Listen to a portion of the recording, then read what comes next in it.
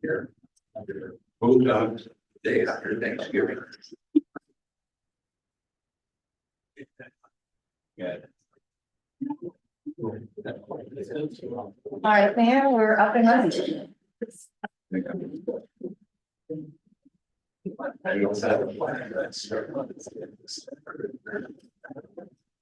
That must be. Let's do it. You'll start. They probably do it's pretty good right in the hall. So we okay. Good evening, ladies and gentlemen. Welcome to the Independent City Council meeting. It's Tuesday, November 12th, 2024. It's dark, it's cold, it's a cold and dark and rainy night. Let the record show that everybody is here. Councilor Schwartzler is with us electronically. Can you hear us, Councilor Schwartzler? She's shaking her head, yes. Okay, she's shaking her head, yeah, okay. So, in front of you, you have the minutes from the October 22nd meeting. Does that make that everything okay with everybody? We have to accept as written. Have a motion, Second. second by Morgan. All in favor, signify by saying aye. Aye. I heard that voice from Councilor Schwartzler. Yes, there. Motion carries. Thank you very much. Visitor comment. First person is Ann Scheck.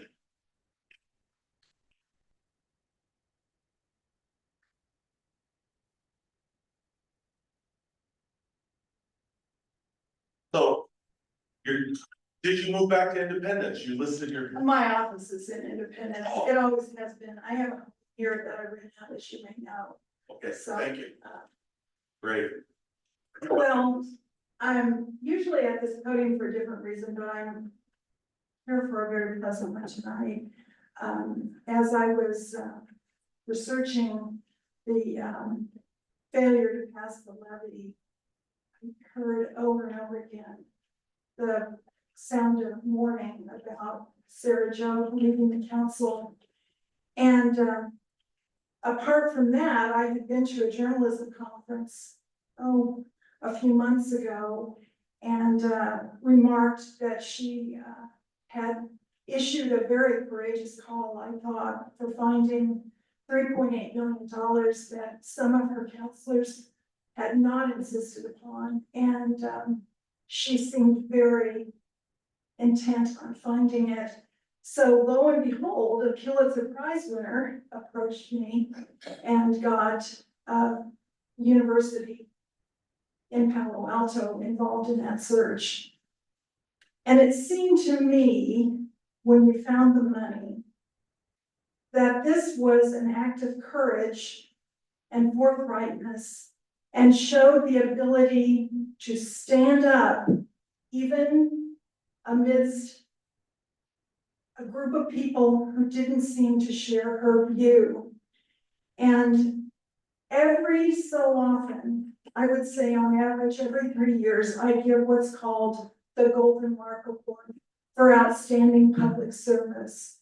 And because of all this, the feedback on Councilor Jo, the fact that she issued a clarion call that was eventually answered by a research group at Stanford University, and the fact that she herself is pretty much solely responsible for identifying this sum of money, I would like now to announce that Trendmark News is giving the Golden Mark Award for the 4th time in its 9-year history to Councilor Sarah Jo. Thank you. Here.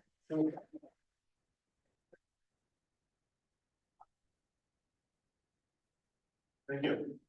The next person is, I think it's John Corbin. Good evening, welcome to City Council. Hello.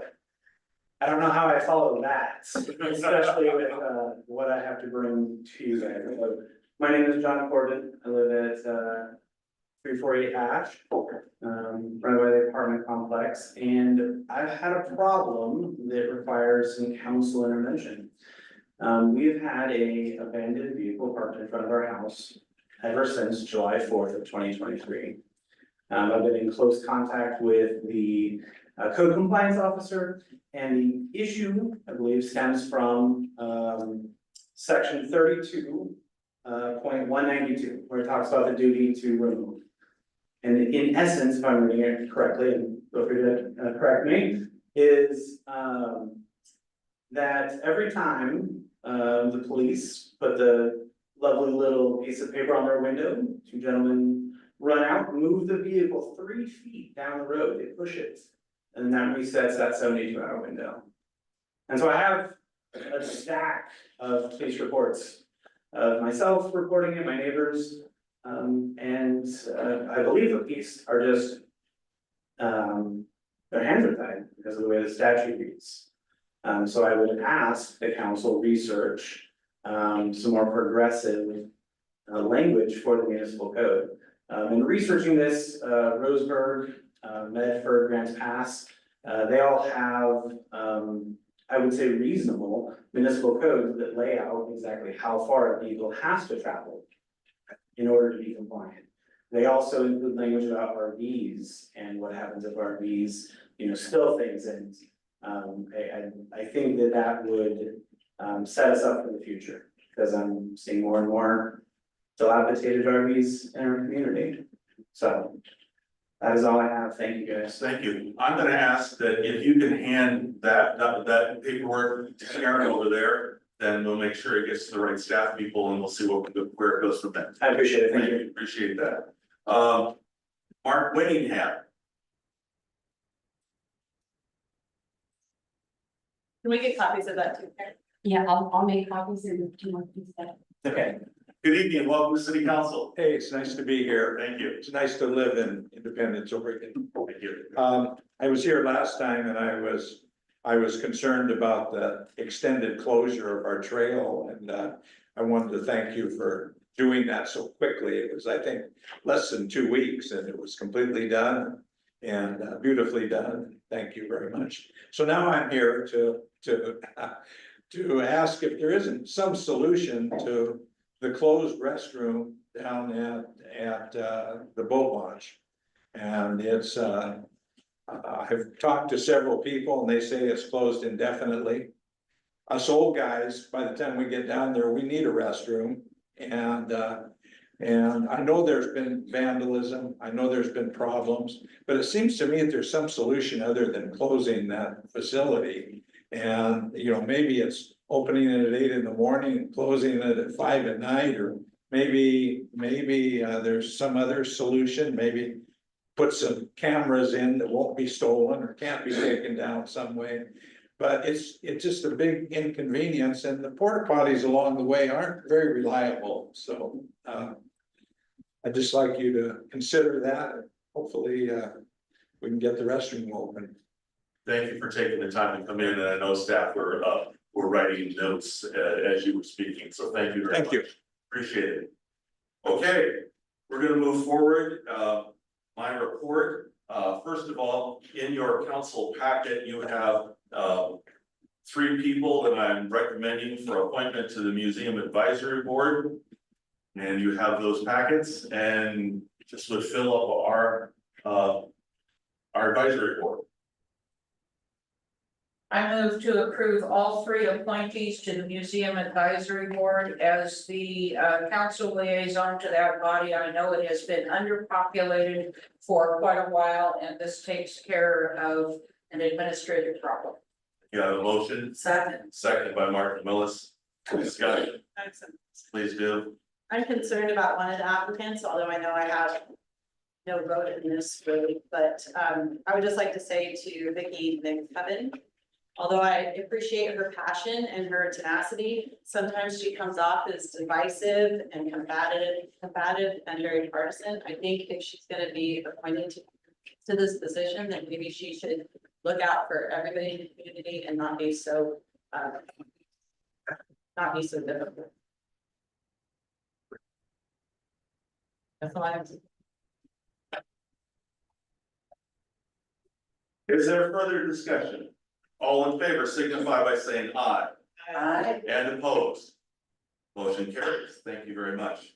I'm gonna go on with my report. We were all focused a little bit on election kind of things, and congratulations to the winners, and I appreciate that so many people participated. I enjoyed the opportunity to help open Sunset Park. It was a wonderful afternoon. Kids were playing on the equipment. It was a nice activity. I had the opportunity to attend, excuse me, the Friends of the museum. They had the movie downstairs. That was great. Over 100 and some people attended that. That was wonderful. Also had the chance to attend the Pitchfork Barbecue put on by Representative Evans. It was a fundraiser for the food bank. And I just want to call out that there is a knowing the reason this was so important is that that legislator, who was a former mayor, challenged other legislators around the state, because they're always having to do fundraisers, to each do one for a community activity in their district that didn't benefit them. And I think that was a real leadership move, and I've been enjoying attending for a number of years.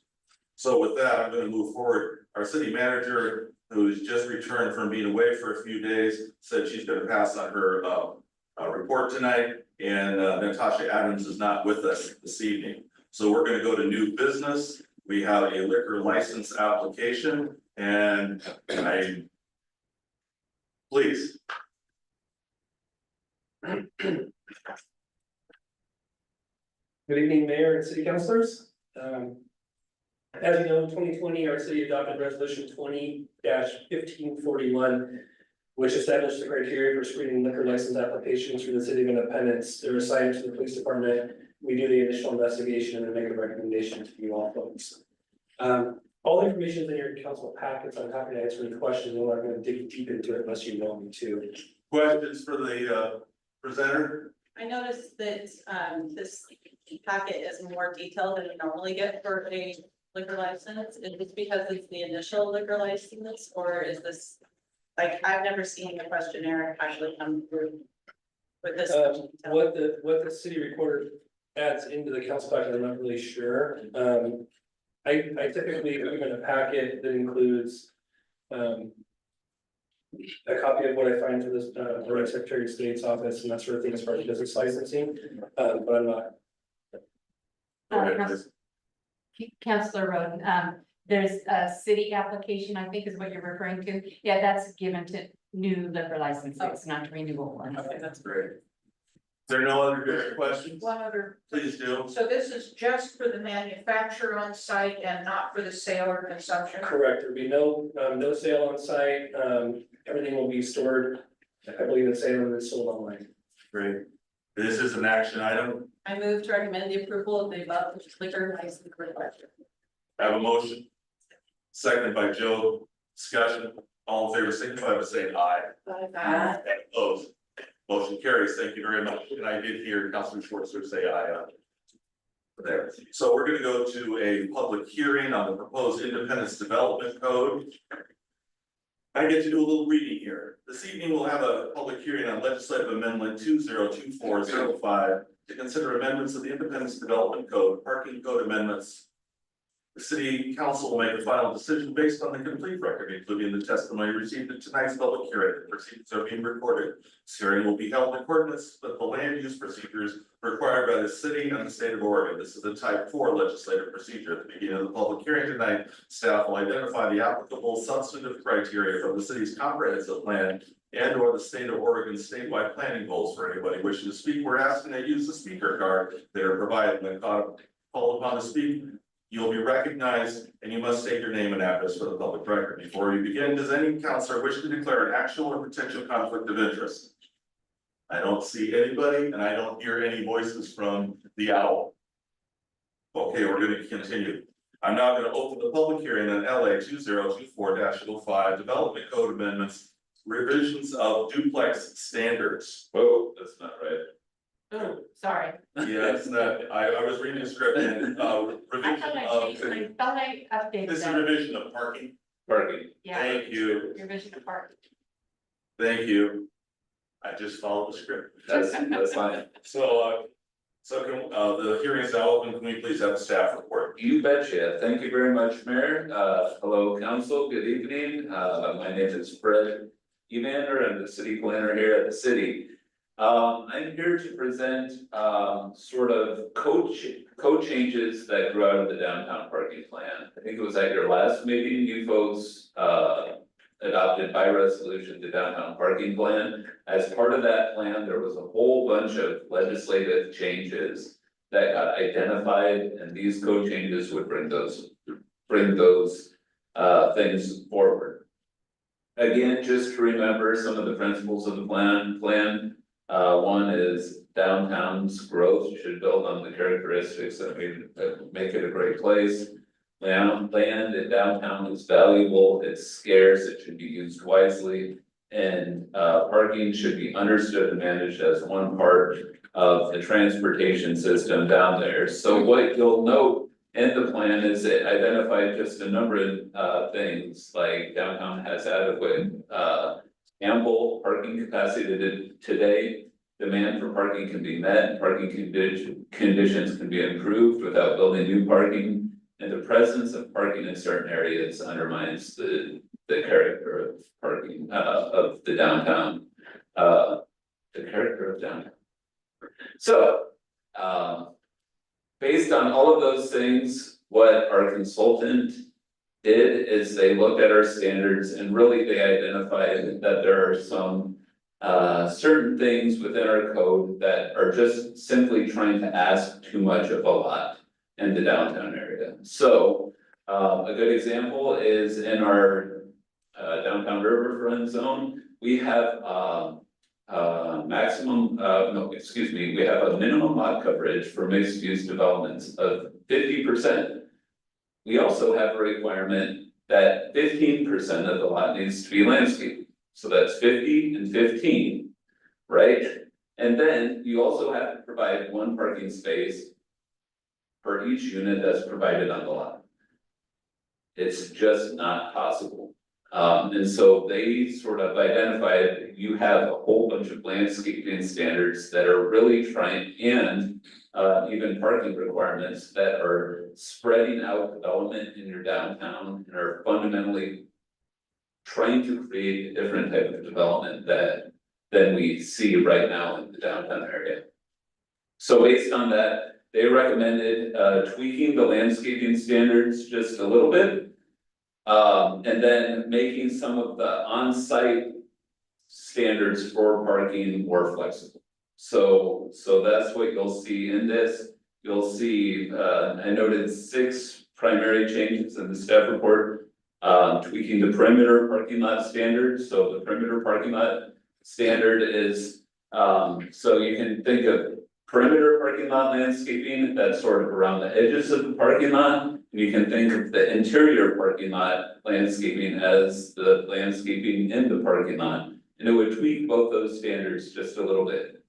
Currently, if you look at our downtown, a lot of the lots are super narrow, right? Some lots are as small as like 25 feet within the downtown area. If you were to try and put units on top of some of those buildings, you, under our current standards, would have to have perimeter landscaping on the sides of the parking lot, right? And so that's 6 feet and 6 feet. On a 25-foot lot, that leaves you very little space to actually provide parking, right? It's similar with other lots in the downtown area as well. I mean, this is one of the things that we've seen as people have come in, that's just, you're trying to do too much on a lot. So what some of these standards would do is just provide more flexibility for how you could actually get units and parking on a lot. So it would tweak the perimeter landscaping standards, it would tweak the interior parking lot standards as well. It would remove these changes would also remove a requirement for loading zones in the downtown area. It would clarify right now in our code, we allow a 25% reduction, but it doesn't actually. The mechanism to actually get that 25% is not clear, and so it would try and clarify how you can get a 25% reduction in parking. And then lastly, Can I ask a question? yeah, Does removing the loading zone requirements in downtown, eliminate the existing loading zone parking spots? where. No, it wouldn't, I mean, it wouldn't retroactively do that. No, I mean, yeah, no, it wouldn't. So that's. Fundamentally, what these code changes are trying to do, you will note that there's a lot of red in the changes themselves, because in the process of doing that. We thought it makes a lot of sense to have our downtown riverfront zone look more like our downtown zone, right? To have the standards more similar, so you'll note that is one thing that we were trying to do, and then the process of. Updating the landscaping standards, we thought rather than doing it in a number of different zones, let's just put all of this stuff into landscaping standards. Instead of trying to change each of the zones, let's put it in one place so we can change it there and then just reference over to that. So you'll see a lot of red. Fundamentally, what the changes are intended to do is make it just easier to achieve more flexibility in how you can provide parking associated with the use. There is one more change. Oh yeah, it's number 4. One thing that was recommended to be considered, it's something that Monmouth does, is to allow on-street parking to count toward the required parking for a lot. Now, why would you do that? Sometimes you'll get developments that come in, and in the process of trying to get parking on site, they actually remove parking from the street, right? Because you gotta do a curb cut to get into the parking lot. And so rather than trying to do stuff like that, this would allow on-street parking to count towards that total. It could only be associated with the perimeter of your lot, essentially. So if it's right adjacent to your lot, you could count that. You couldn't count something way down the street toward your total. So something like Osprey Lane, where we prohibit parking on the apartment side of that street, they would still be able to count the spots across the street. They would not be able to count the spots across the street. It has to be directly adjacent. It's how it's written. How does that look for new development, for like a single family? Well, for a single family home, these standards would only. Okay, for a single family home, you could count an on-street parking space in front of your home. I would have to relook at how it's written exactly. Cause I wanna say.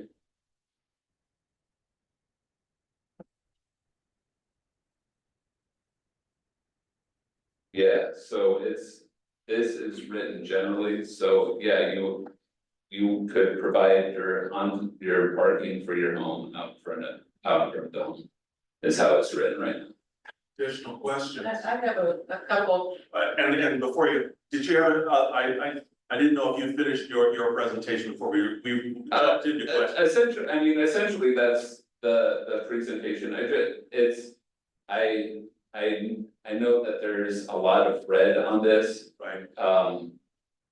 And so it looks like several changes. What a lot of it is trying to simplify the code. The major policy issues are the things that I've brought up. Thank you. Go ahead, Councilor. And this is affecting exclusively the downtown area. Well, like, that was my thought, the language related to curb parking.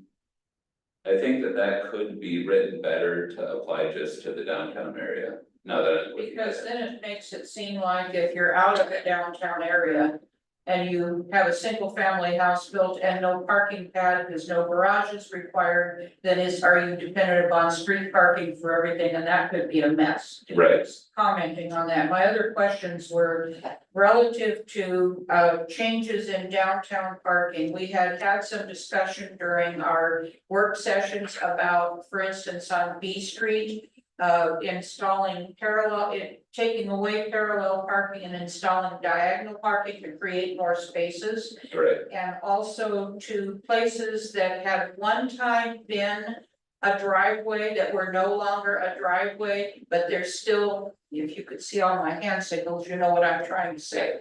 But there are still places where there are driveway differences in the curbing, and that prohibits parking. Can we get those that are no longer actual driveways to become parking spaces? I would say yes, and that's not directly associated with this, that's more of a, operations issue. Okay, To do that, now I will say that it's your point about angled parking on something like B Street.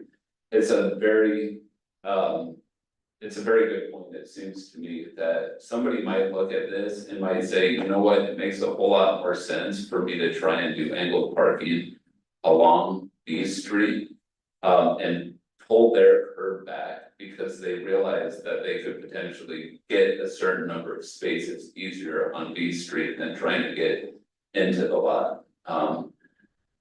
Lots in the downtown are fundamentally small, and when people are trying to do things like get a lot of parking on site, a lot of times what they end up doing is eating up a ton of their lot, and then they can't make the rest of their project pencil. And so that's really fundamentally what our consultant identified was, you just need more flexibility in the code to actually get some of the development types that are most consistent with your existing downtown character. and I get that, so the changes, like for instance, on B Street going from parallel to diagonal. That can be an internal change, it doesn't have to be a code change. Yeah, I mean, yeah, absolutely, it's something that we would wanna talk about, absolutely. To figure out how to make work, but I do think that based on this and what I would recommend is if everybody. Wants to, it feels comfortable with me making an additional change, like, so. Don't adopt it tonight, but make it clear that the on-street parking is specifically related to the downtown area. That I could make that change, and then I could look at it again related to things like the angled parking on B Street I think as that's a potential incentive to use that approach. I think that's a good idea, because we could possibly, if we angle both sides of B Street. And we have the additional parking picked up for the ones that are marked as driveways and aren't right now, we could pick up another 15 spaces downtown or better. Yeah, So are there additional questions for staff here? I have Counselor Swartzler has her hand raised. Okay, Counselor Schwartzler, then Counselor Joe, Counsel. Thank you. Yeah, I do have a question, or I guess a concern about allowing the street parking to count towards the parking requirements, and I'm just thinking of specifically downtown, and I'm thinking of an example of if the lot behind, say, for example, 7 Stars developed, and we allowed them to count that. I'm just concerned of what the ripple effect might be for that downtown. And if there's ever a situation where 2 properties could potentially try to count the same parking spots, if that makes sense. Like, how do you designate which parking spots belong to that property? yeah, so how it's written right now, is it specifically says it has to be adjacent to the property. Okay. And it on the street side of the property, and so, it would not be possible to count the same spots multiple times and have the same people crediting this, because physically there is, you got. I mean, And yeah, if there was a, I'm sorry to interrupt, if there was a multi-unit, would that include its own parking? Like if there was a 15-unit apartment, they'd have to provide. right, so, yeah, a 15-unit apartment, let's say, there's no way that they could get all of their parking on the street. But they could potentially count some of the parking on the street toward their total. Counselor Schwartzler, did you get the question, did you get your question answered, and was there a follow? Yeah, there is a follow-up. I'm thinking also of like a mixed use. So if a mixed use development came in that had, say, commercial on the bottom, residential on top, could they claim that those front parking spots are for residential, therefore somebody could leave their car parked there sort of indefinitely, versus putting some sort of time limits on that, or can we restrict that to parking for commercial uses? I'm just concerned that we would get down the road, there could be some unintended consequences for allowing residential parking spots to take up some pretty valuable downtown parking space for commercial use. Right, I understand what you're saying. Okay, Counselor Joe, you're good? Other questions at this point, because yeah, now we're gonna get a chance to come back, you're gonna wanna open the door. Is that okay? Okay. Is there any other public comment? Because I have to ask for that. Is there any public comment, public testimony? Okay, since I don't see anybody, and without objection, I'm gonna close the public hearing. This doesn't mean that Fred gets, you still get to be up here. Sorry, Fred. Okay, so I'm gonna close the public hearing, and now, we get to, decide what we want to do. Aren't we postponing this now so you can fix the, I mean, I have the same concerns that Kate has and Marilyn has, if I can call you guys very person. The residential parking in downtown, I think that should be really, really considered. I have the exact same concerns that my fellow councilmen have on how that's going to impact downtown businesses. So I think it's good that we postpone that and review that a little further. Does that sound okay with everybody? Yes. Okay, so How do we do that, So what we've done, we've already had a public hearing, the council's now made a decision to send it back to staff. For continue, because we've already had a public hearing, we've had the input, now you're getting it back to you guys. And you'll bring it to us at the next council meeting or whenever it's ready. And then we can go from there. Directly to discussion because you've already held the public hearing. Right, that's We're exactly, closing the public hearing. Yes, Correct? yes, we already closed the public hearing. So Correct, we'll go- but you are not, but you're delaying the deliberation and the decision. So, so then you'll still have the public hearing next time, but it just to Okay, have the closure of it. yeah, you said it more properly than I did. So if we're all in agreement here, we're all clear, okay. So that means that we don't need to deal with 7.3 at the moment, and so Johnson, we're now into the Independence Days Commission, please. Yes. Page 25. Sure, I'm here. Okay, Mayor and council members, thank you very much for hearing us. After quite a bit of work with the Independence Days Commission, we would like to have council consideration on changing the terms, the dates of the positions for the commissions.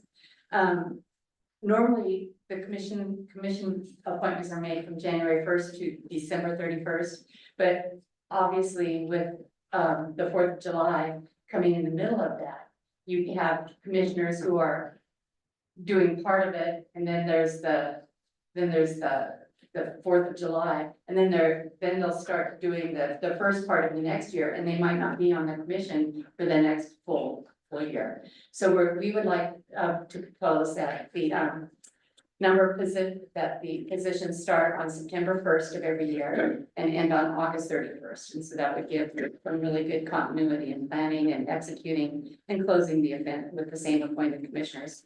We would also like to reduce the number of commissioners from 13 to 11.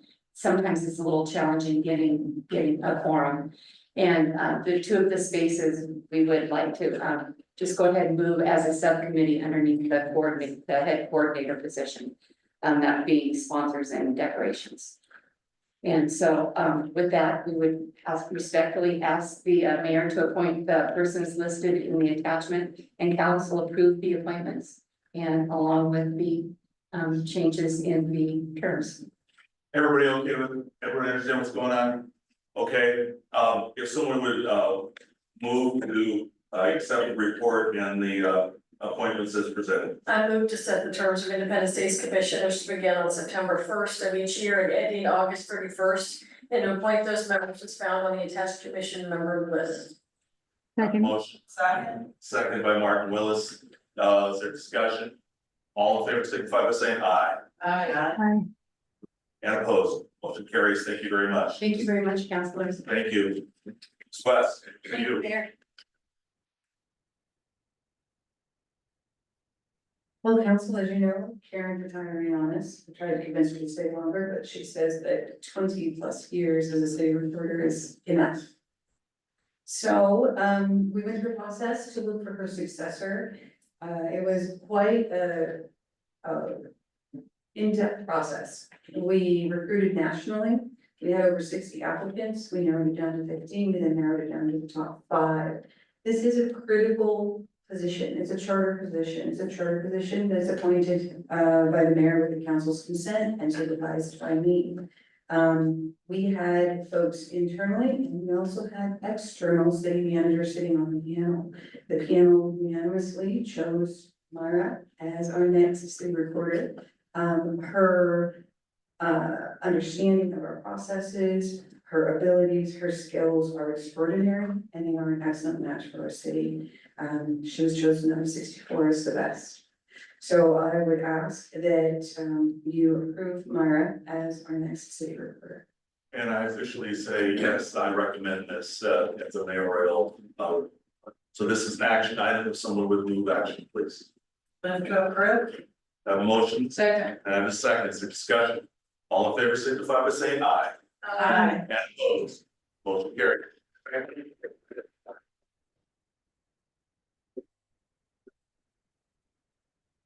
There you go. Okay, general announcements, Yes, please do. I went to the Central High School auction. It was amazing as usual. They said that they had the highest attendance of people that they've had in many, many years. Lots of money being earned for lots of sports programs and the students at Central, and I was honored to be there, and I thought it was an amazing event. Thank you. Additional announcements. Okay, future council meeting. I'm gonna hold the next meeting. We're gonna continue to keep the meeting on the week of Thanksgiving scheduled on that Tuesday. There may be some items that we need to take care of. If not, I'll let you know if we don't have a meeting, but please plan to be here on that Tuesday, okay? All right, somebody say the magic word of adjourn so we can go home and have meatloaf. Adjourn. We're done. Thank you.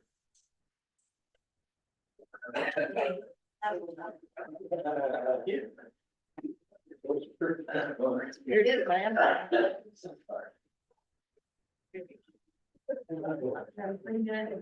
Oh, Don?